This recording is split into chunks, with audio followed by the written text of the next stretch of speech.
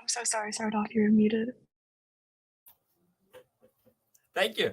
Hi everyone.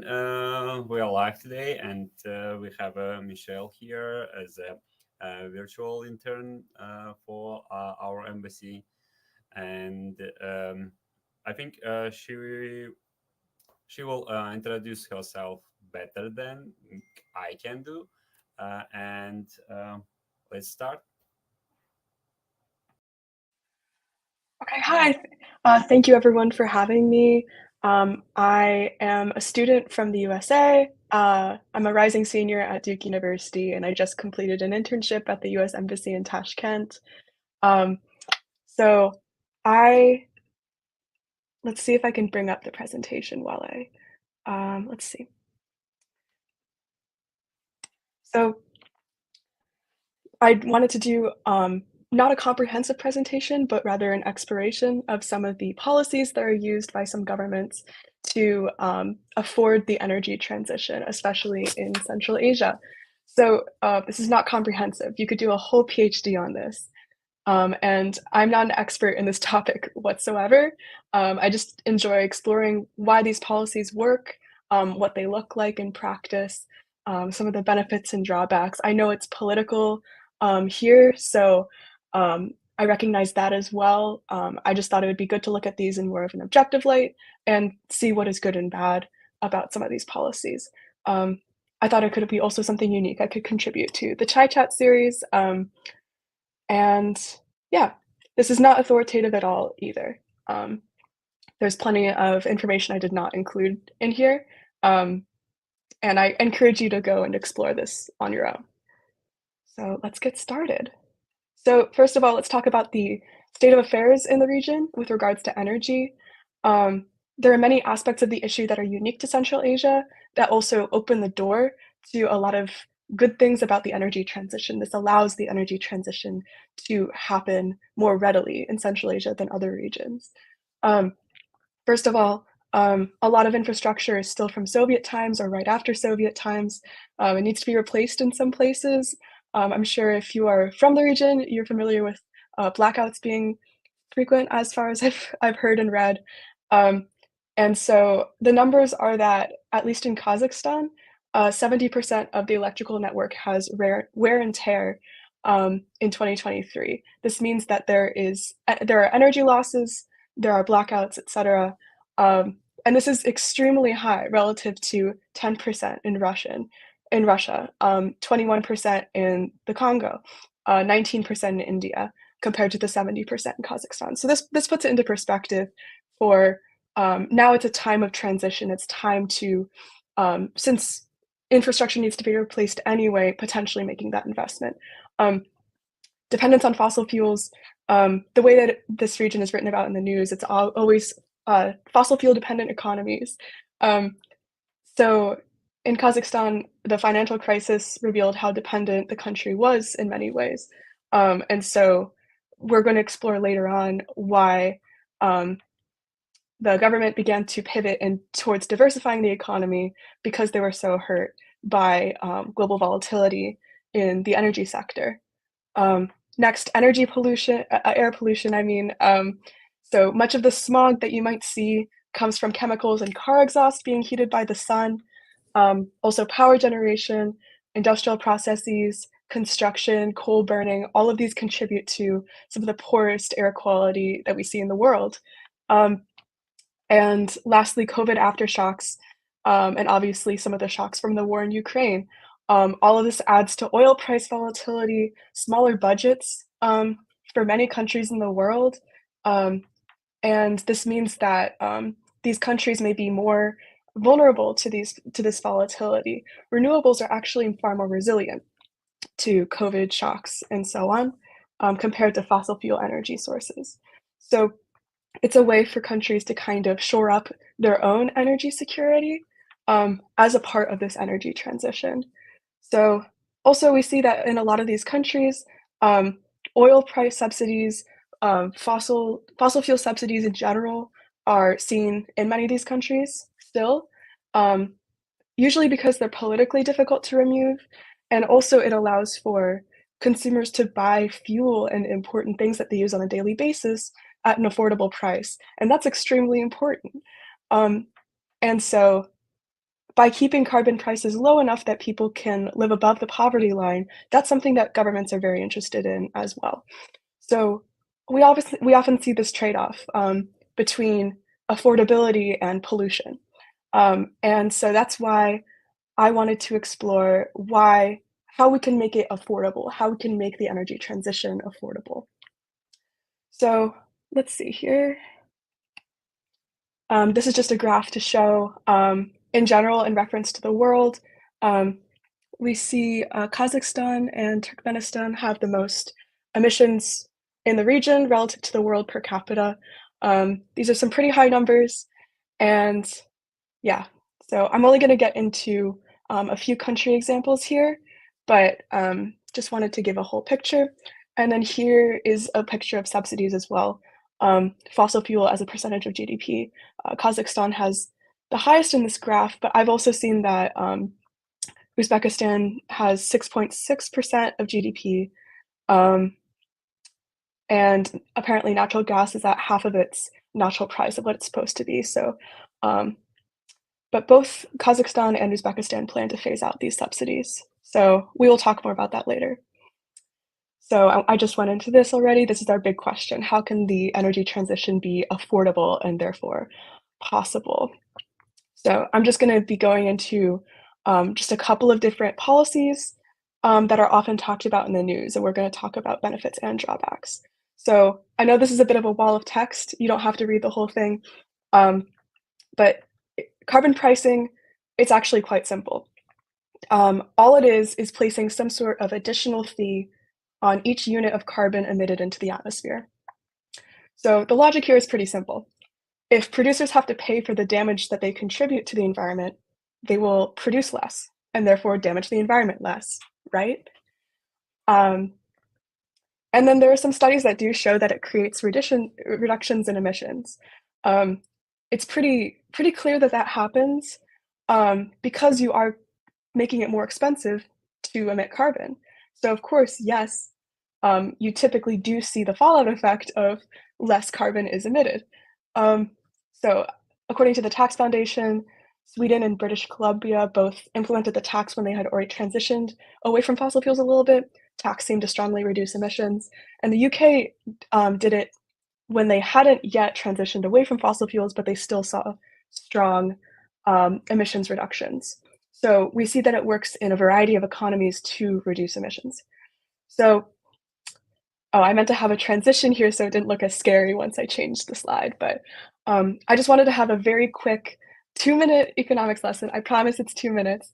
This is going a bit deeper. I wanted to include this just in case it helped somebody to understand a little bit more about how this is supposed to work and what some of the fallout effects would be as a result of the policy.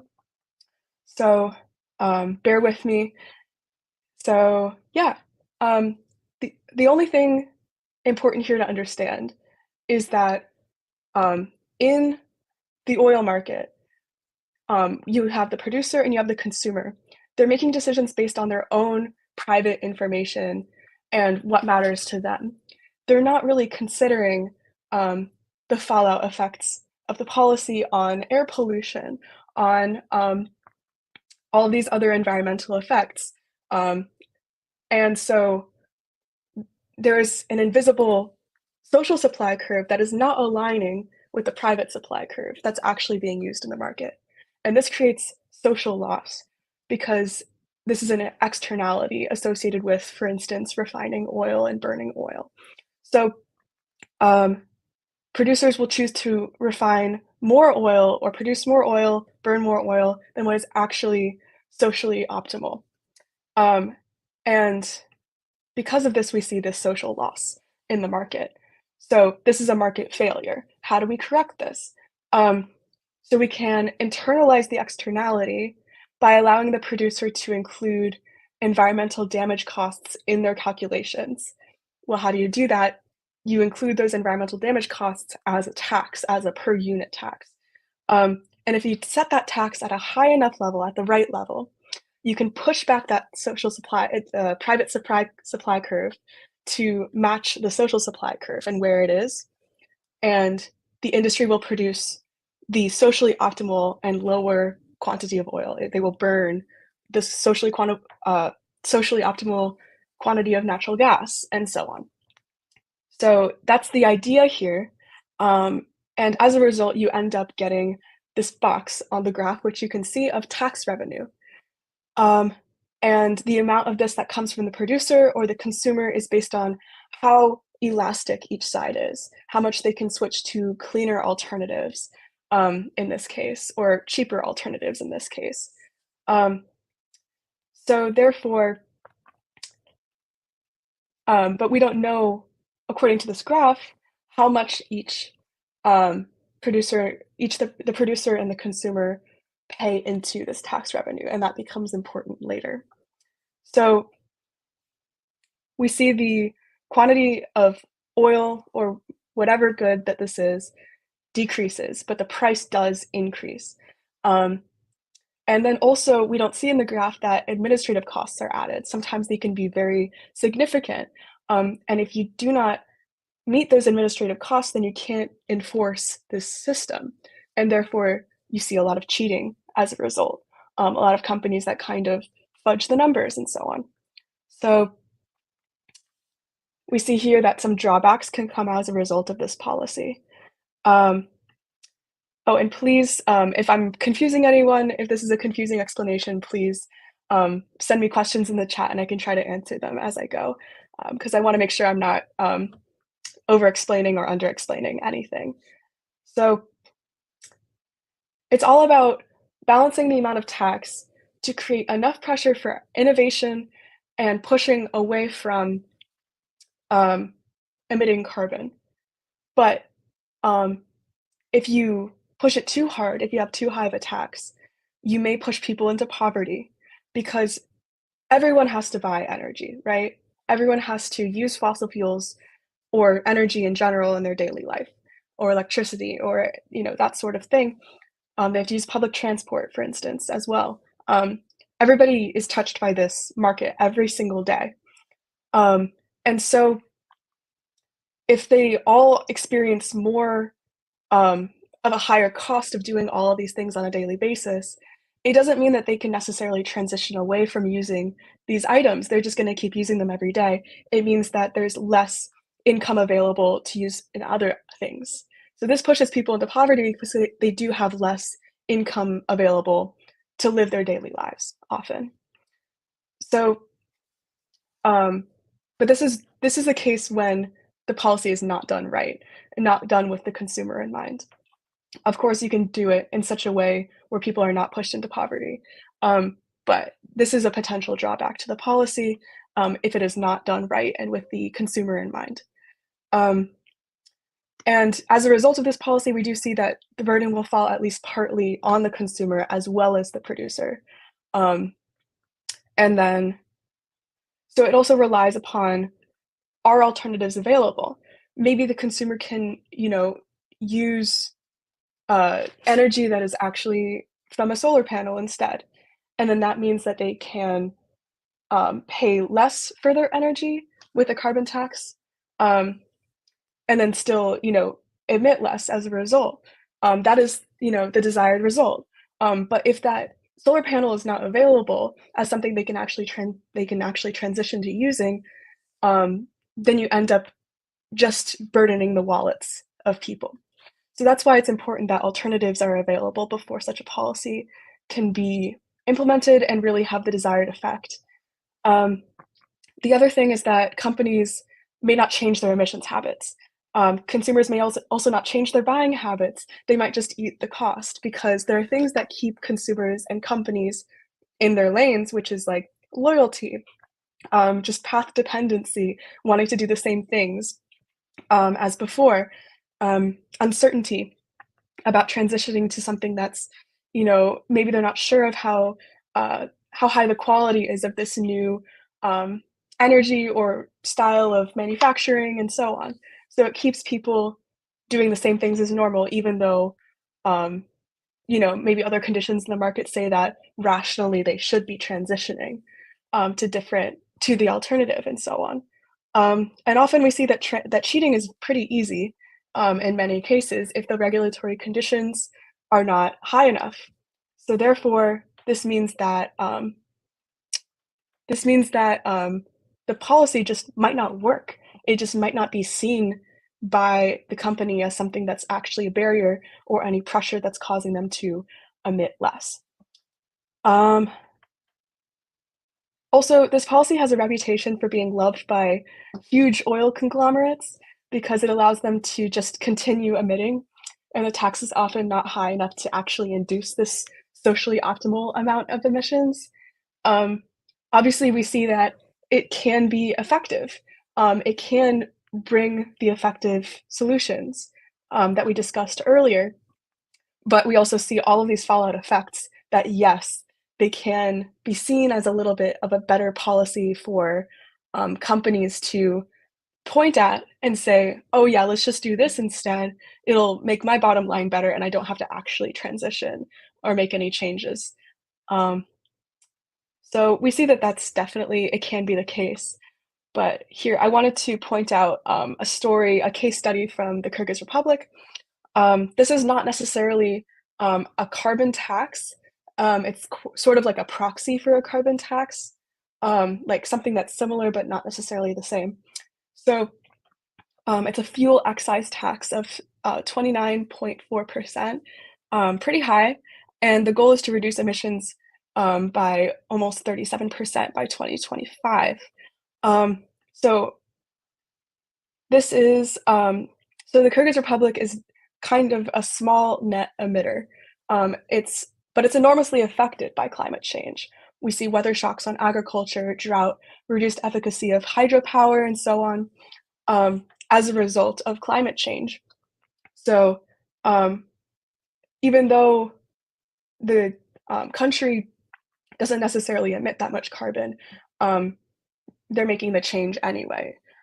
So we see that I put this graph on the screen. This is kind of a view of this progressive policy that at certain levels of what's the x-axis? I can't even see. I assume that's sorry, my bad. I think that's just amount of CO2 emitted, and we see that it's taxed at a certain amount at different levels of how much CO2 is actually emitted by that entity.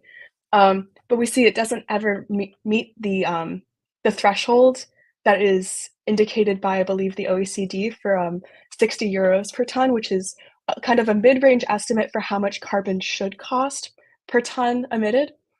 Kyrgyzstan's policies don't necessarily cross the 60 euro mark. They barely cross the 30 euro mark, but we still see that they're pretty impressive for doing something like this.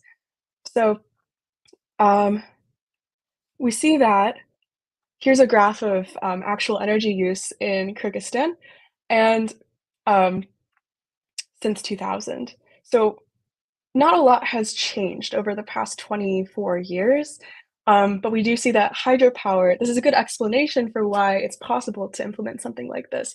Hydropower is the most used energy source um, or electricity generation source. So, and then the next most is coal, and it looks like natural gas was phased out a long time ago, actually.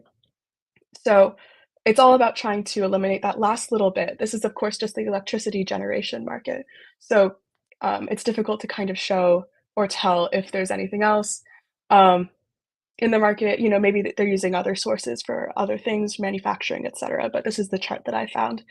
Um, and we see that it's only about this much coal that's causing these emissions. And so if the Kyrgyz government is trying to remove this, it's going to be a little bit easier than a larger country, of course.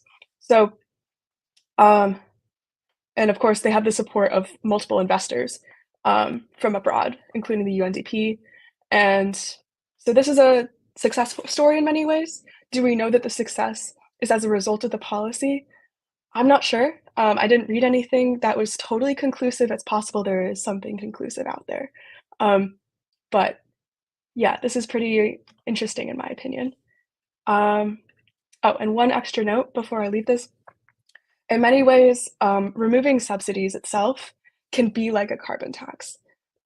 Subsidies are just reverse taxes, at least in economic theory. So that's just as important of a policy in many ways. And it has a lot of the same knock-on effects. Um, so in many ways, removing subsidies can work in the same way as a tax, or keeping there can help counteract the tax, which is not something that we want to see. Um, but politically might be more palatable is to keep the subsidy but add the tax at the same time, um, as a way to counteract the subsidy. So it's all politically and economically very complex, but this is these are the fundamentals here. Moving on to cap and trade systems. This is the only other one that I went into here. Um, so this one we have a shorter blurb here, so I'll just read it just for the sake of simplicity. Carbon markets are trading systems in which carbon credits are sold and bought. Companies or individuals can use carbon markets to compensate for their greenhouse gas emissions by purchasing carbon credits from entities that remove or reduce greenhouse gas emissions. So all this means is that um, there's a certain you can buy. Let's see. Um, it's this, what's important is the sense of carbon credits. You have a certain allotment often of how much carbon you can emit, and beyond that point, you have to pay for offset processes, like offset projects, that will allow you to um, kind of pay back for the excess. But up to that point, you pay using carbon credits, which are kind of the amount that you're allowed to emit.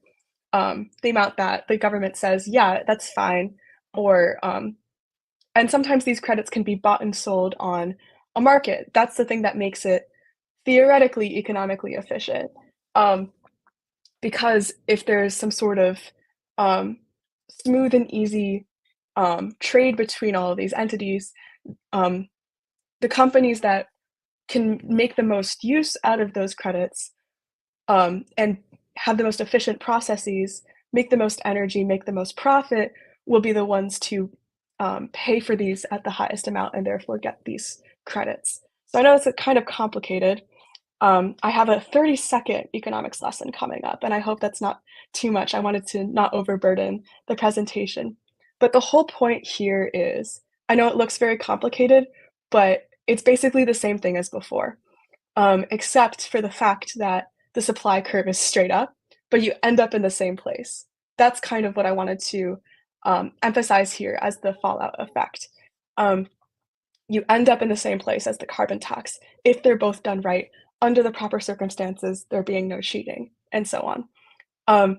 Because your quantity produced decreases, the amount of oil you burn, the amount of electricity you produce, the amount of carbon you emit into the atmosphere, that does decrease.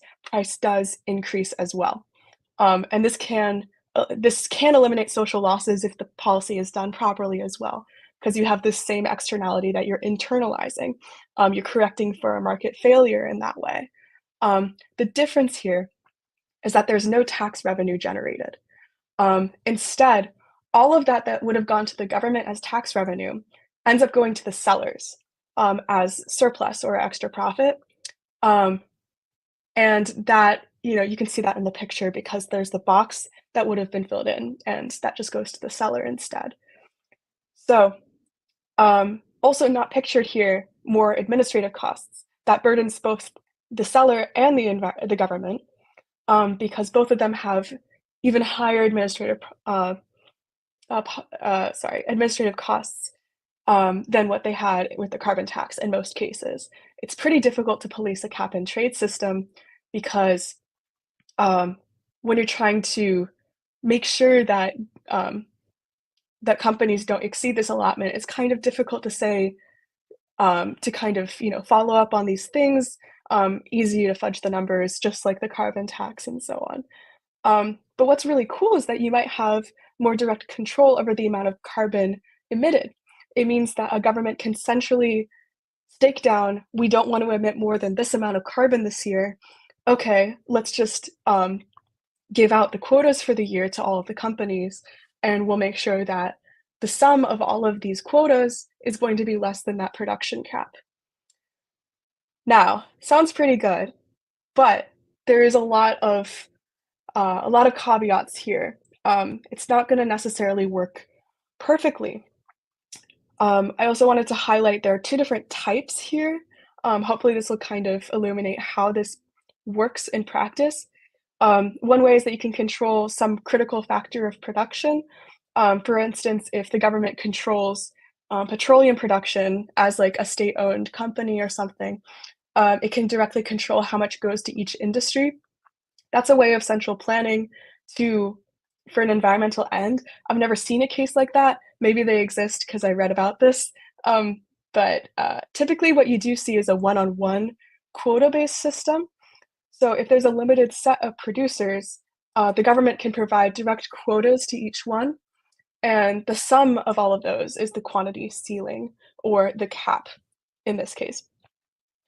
And in a perfect market, you would be able to buy and sell these quotas or these carbon credits or whatever you want to call it, so that it creates the most efficient outcome to the market.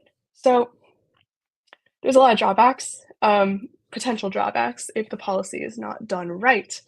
Um, Too high of a cap can actually lead to increased emissions. For instance, we'll see in the example coming up that not all emissions are covered by the policy. Um, for instance, like only about 50%, either because a lot of it exists in the shadow economy, like not on the books, not being taxed, etc. Or, there's a lot of cheating under like you know, sorry, messing with the numbers so that it looks better than it actually is, um, lying through accounting essentially. Um, or also sometimes the government decides not to police very small emitters. So, like if you're a small business, just not really caring as much about how much you emit, as long as you're not clearing a certain amount of emissions. And in that case, you would need a quota to fill that.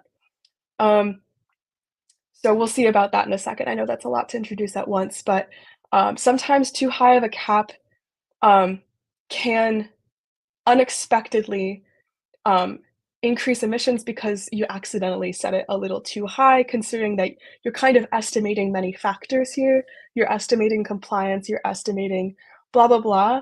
And so it's not as simple as just setting it equal to a certain amount and then decreasing that every year. You do have to kind of adjust as often you have to adjust as you go. And a lot of different cap and trade systems have a cap that's determined bottom up or that sort of way, to just kind of um, determine sort of, through the market rather than through a central uh, entity, like what that cap should be. Um, so another problem here that we see frequently, and that's also talked about a lot in the news, is that there are unmonitored offset projects. Um, Often these offset projects might have been constructed already, but instead a company is going to make millions of dollars off of them. Or um, the offset project is not very effective, or the offset project um, is not really, it is like, for instance, if you plant a forest of trees, but then that forest burns down during that summer because it's pretty hot outside because of climate change, um, then you're not really going to get the effect that you're looking for. You're not actually going to get that much closer to your socially optimal outcome of lower carbon emissions. Um, the other thing is that administrative costs are going to be high, like we talked about already. Cheating is likely. Um, the example here is actually from the United States. You see in California, California has a cap and trade system, has plenty of criticism around it. You can read more about that on your own. But there's a famous story from about 10 years ago where two car companies ended up kind of, I think it was like a certain device that they attached to the vehicles as they were being tested for emissions that made it look like they had less emissions. And they had to pay like a very large amount of money in a lawsuit as a result because they were trying to cheat the system. So we see like even in very strong regulatory conditions, cheating still happens. I'm sure there's plenty that's happening um, anyway and being undetected in many of these cap and trade systems. So it's never going to be perfect, and the government has to kind of plan for that. So all of these are drawbacks that could potentially happen as a result of the policy. Will they happen? It completely depends on the exact details of the policy. Um, so I think this is the final new information I'm going to share is I wanted to highlight the Kazakhstan emissions trading system, which is the carbon trading system in Kazakhstan. It was the first in Asia. It was created in 2013. Um, and it's pretty interesting to learn about this. It's very, what's it called? Um, Reform minded, very progressive in many ways, pretty impressive. Um, so, just some facts about the policy. It covered about 50% of emissions in 2020 because it does not cover small emitters. So that means up to, I think it's 20,000 um, cubic, uh, 20,000 tons of CO2. I think that's the limit. I'm not sure how to read the units. That's why I was stumbling there. Um, so once you exceed that amount, covered entities have to surrender one allowance. So something that's those allowances are given based on the quotas, or they're traded in the market um, for all of their covered emissions. So it's kind of a progressive policy in this way because lots of small emitters who are there are many small emitters who are not affected by the policy. Um, and yeah, so we see that this is reflected in the numbers with only about 50% of emissions covered. This is a one-on-one quota system, meaning that all operators receive their allowances and they receive them for free, which is something that's criticized, but I think um, sometimes that can miss um, the nuance of this, which is that the the quotas are given for free, but um, that's it just kind of makes sense for the policy in that way, for them to be kind of distributed out as like, yes, you can emit a certain amount. And then the goal here would be to ratchet that down every year so that these companies produce less and less and emit less and less in this way. Um, so a lot of the elements were inspired by the EU system or modeled on the EU system. There's no actual annual cap. This is one of those bottom-up systems. I'm honestly unfamiliar with like the exact details here, but I know that it is a bottom-up system. And the annual cap is not solid in that way. Also, you have a lot of offset projects that happen as a result of the companies going over their quotas. And this is also we've discussed these previous issues. Um, so So yeah, you can use offsets to cover everything else, but there's no limit to these. And that can be seen as an error in the policy or, something it allows for the economy to stay afloat in many ways because Kazakhstan is still so dependent on fossil fuels. But it does mean that it's going to be less effective of a policy because these offset projects can be not very well policed and so on. Although I know Kazakhstan is trying to um, come up with standards to kind of make sure that these projects are of high quality. Um, and in many ways, yeah, it's a very progressive policy. And I think, in my opinion, something that's a little bit worrying about this policy is that the market is very young. It's very there's a bit of a lack of fluidity in terms of what is actually traded.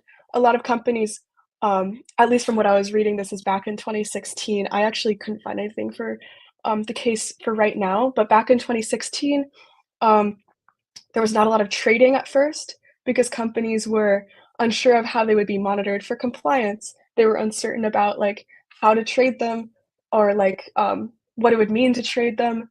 A lack of experience with trading in credits such as this.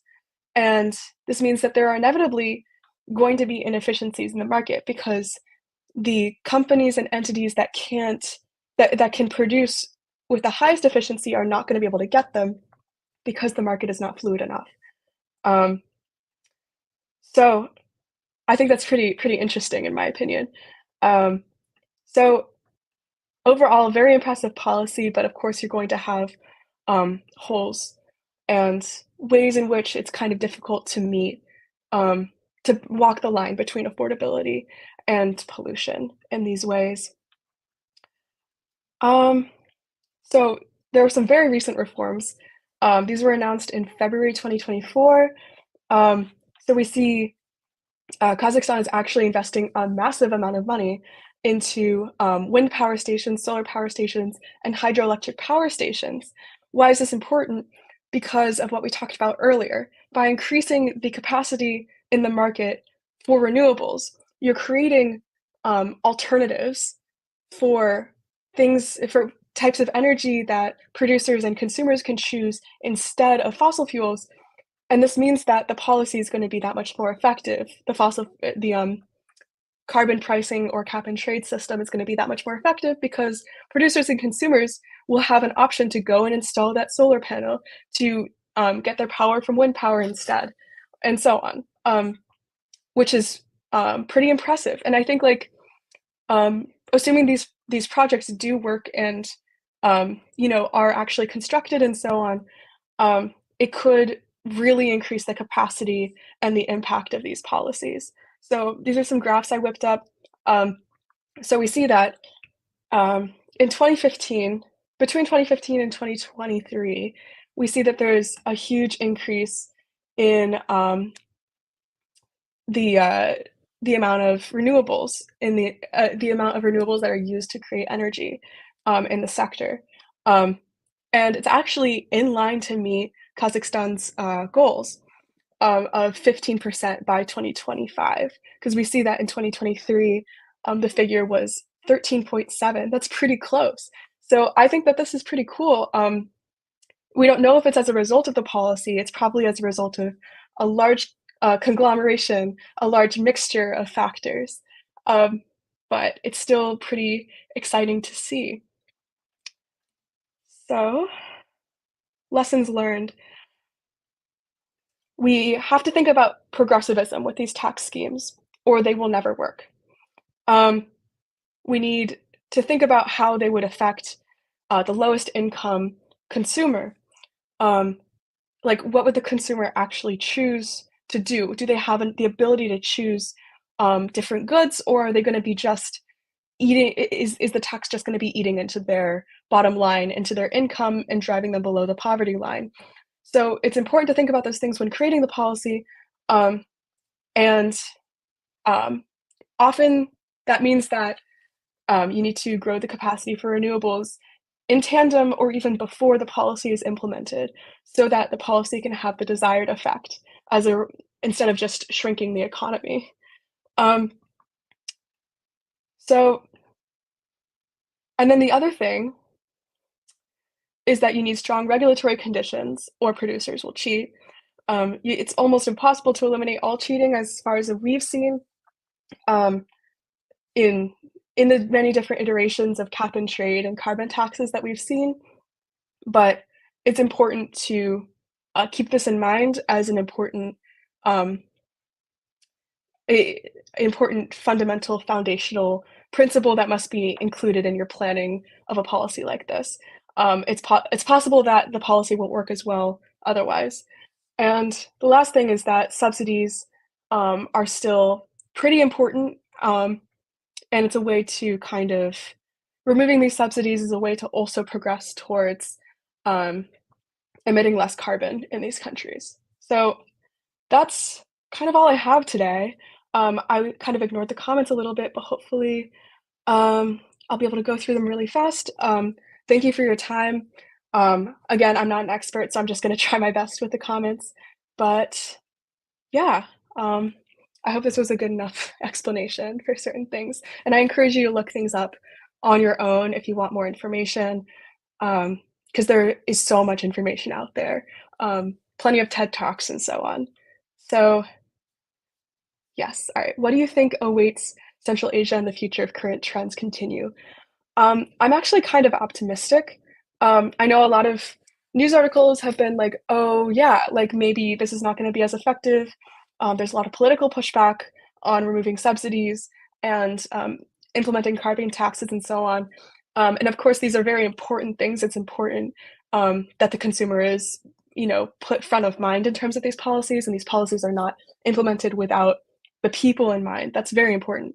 Um, but I would say, like, I think especially I'm optimistic about Kazakhstan especially.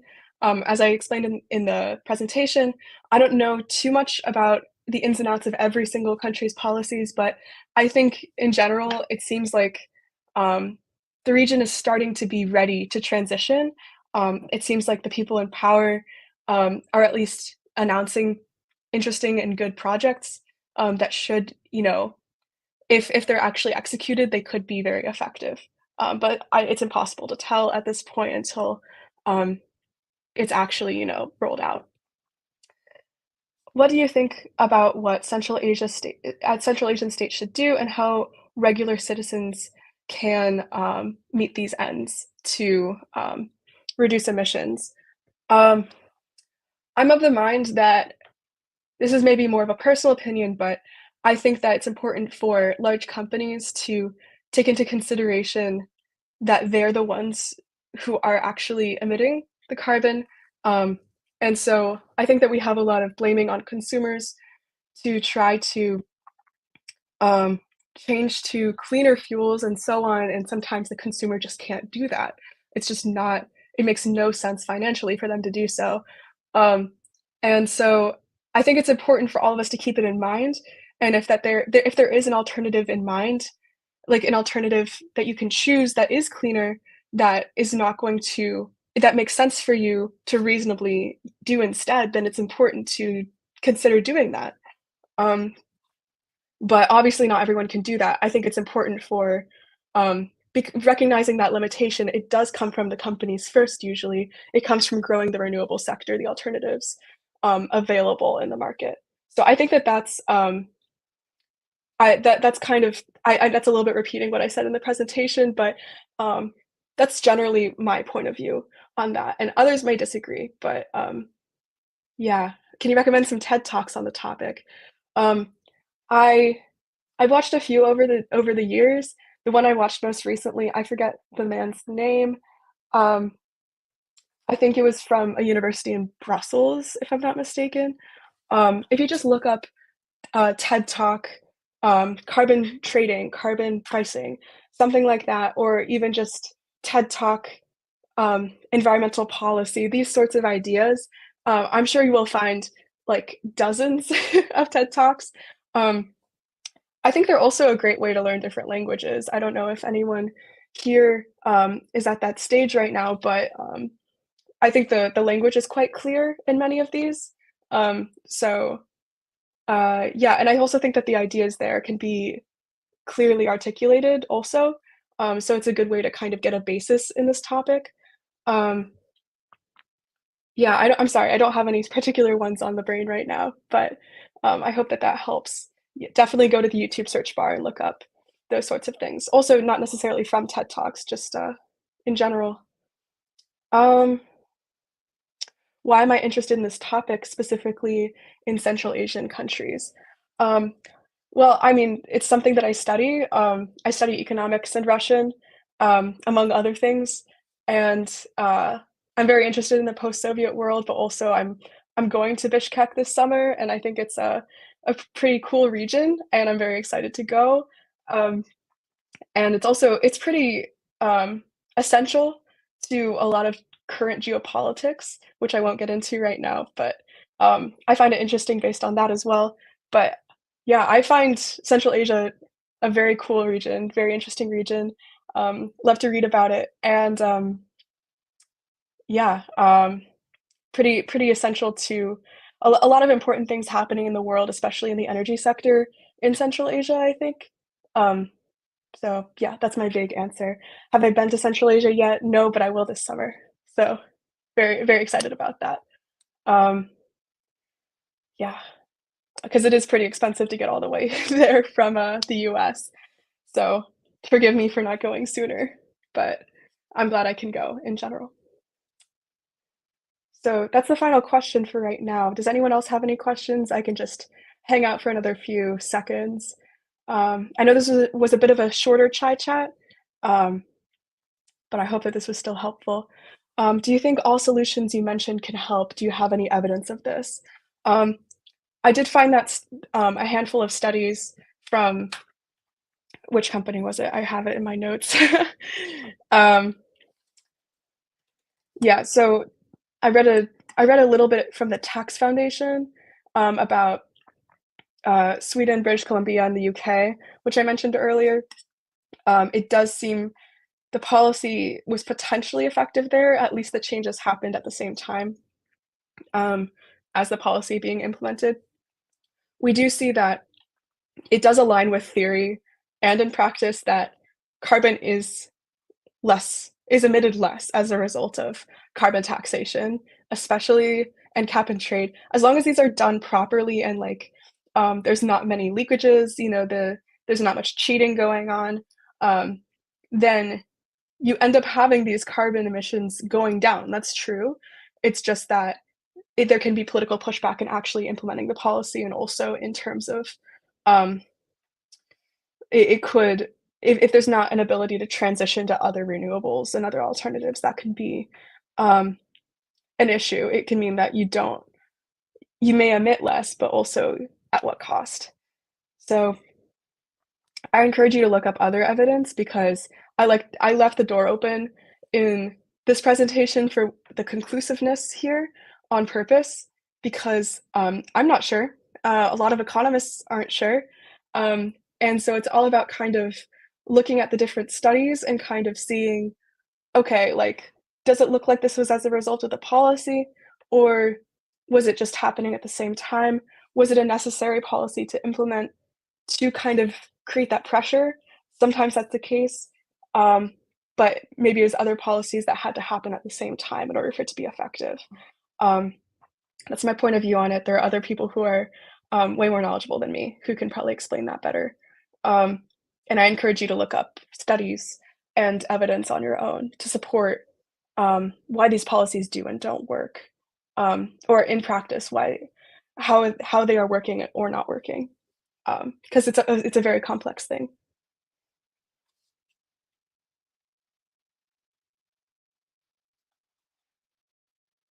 Okay, if you had a chance to put one short idea into everyone's head, what would it be? Um, let's see.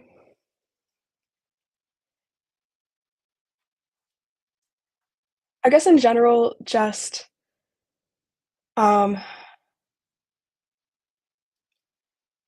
I don't wanna be repetitive based on, like, what I already said, but, um, I think that there's a lot of, blame put on the consumer to try and transition, on their own, but it's not financially reasonable to expect them to, um, but it is important for us to kind of consider that there are some things we could do. Um, I don't know particularly for you, the person who is watching this, I don't know if you necessarily have access to going and getting a solar panel to put on your house to fuel your house. Like, I don't know if that's a thing that's possible, but in some places it is possible. And so I guess exploring those sorts of things, it can be a very fulfilling thing that actually has a greater impact than you can imagine. Um, so that's a large example, but there's also smaller examples, like, buying certain um, varieties of food that is grown um, with less of an environmental impact. That can be important to many people as well. It's also important to the environment, but it's all a personal decision. In many ways, you do vote with your wallet for some of these cases. Each dollar you put down is kind of it's pushing the market in an infinitesimal, small way um, towards a better direction if you put your dollar towards that direction, or it's pushing it more towards the status quo. So sometimes you really can't control what you do. It's true because there's the financial conditions aren't there for it. But um, I think it's important if you do have that ability to kind of consider doing that. And of course, like there are other places you can donate as well that are just as important to society in many ways. It's just that this presentation focuses on the climate debate and focuses on climate-based policy and making sure that we can do this in an affordable way so that we can afford other policies at the same time um, that are just as important to society. Do you have any suggestions to act as an environmental responsible person? Um, I mean, I think these are things that you can probably look at in your own community because it's kind of difficult to say across the board, like, "Oh, yeah, you should invest in like, a certain thing," or "You should go and you should never buy red meat," or something like that.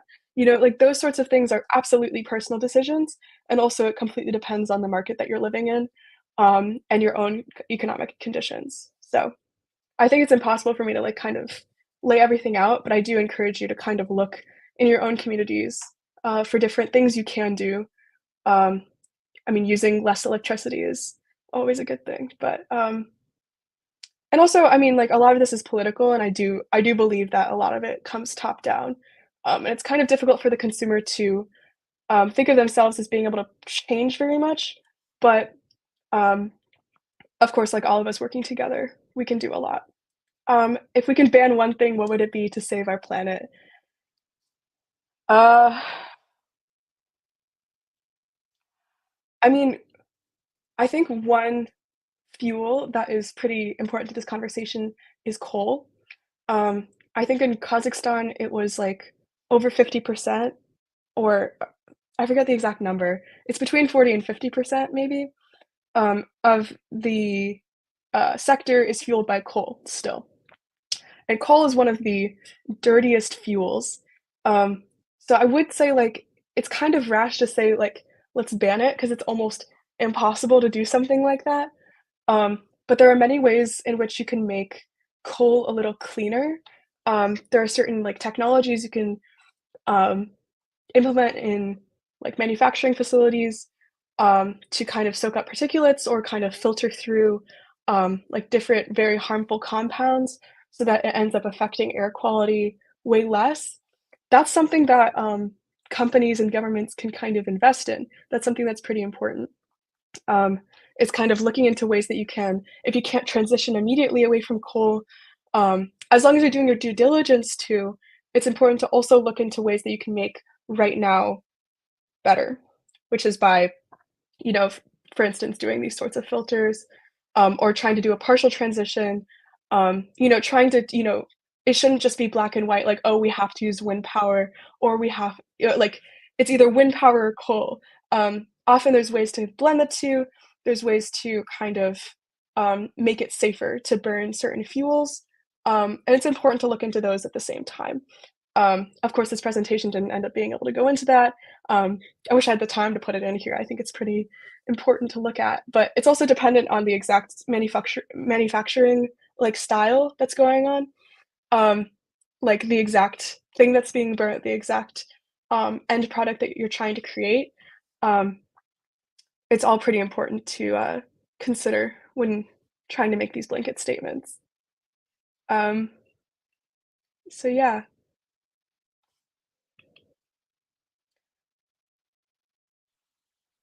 I think I've kind of, circled around myself a few times while answering these questions, so I think it may be useful to end it here. So, thank you so Yes. much for having me. Yes. Uh, Michelle, thank you very much for your presentation and for your answers to our 2 questions of um, our viewers from Telegram and other channels. So thank you, and we will hope to see you in Tashkent in Uzbekistan too, not only in Bishkek. uh, so thank you very much, and thank you for all our visitors and who watched us. Please send your questions if you want still, if you have still one. We will forward it to Michelle, and hopefully you can get answers to your questions. Thank you very much. Keep tuned, and we will have a lot of virtual sessions here. Bye. Thank you. Have a good one.